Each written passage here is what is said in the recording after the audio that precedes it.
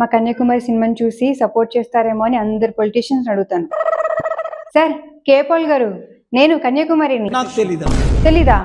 నేను కన్యాకుమారిని. తెలీదండి sir. Kanyakumari cinema sir చాలా బాగుంటది, అందులో హీరోయిన్ నేను. సినిమాలు చూడలేదు కానీ మంచి మంచి డ్యాన్స్ మా బ్రదర్ చూపించారు వీడియోలో. మీరు చూసుకోండి, మీరు వీడియోలు చూసుకోండి. నేను మా కేసీఆర్ గారిని అడుగుతాను.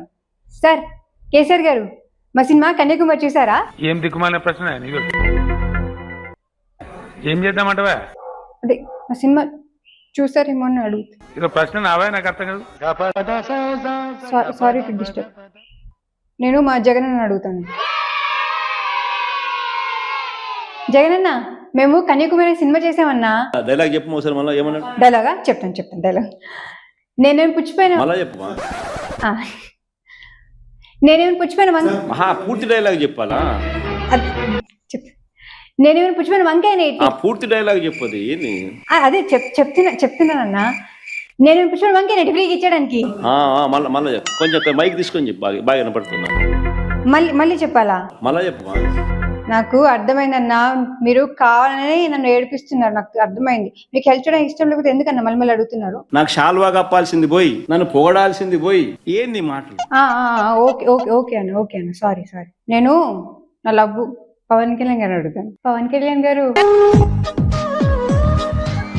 I love you.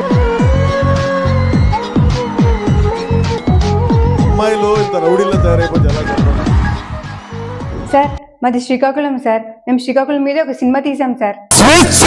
పుట్టిన నేల శ్రీకాకుళం నేల. అవును, భరతమాతకి గుడి ఉన్న ఏకైక నేల శ్రీకాకుళం నేల. Correct sir. ఏం పిల్లడో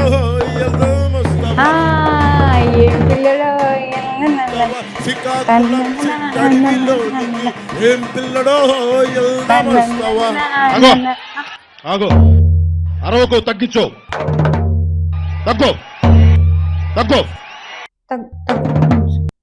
తగ్గు.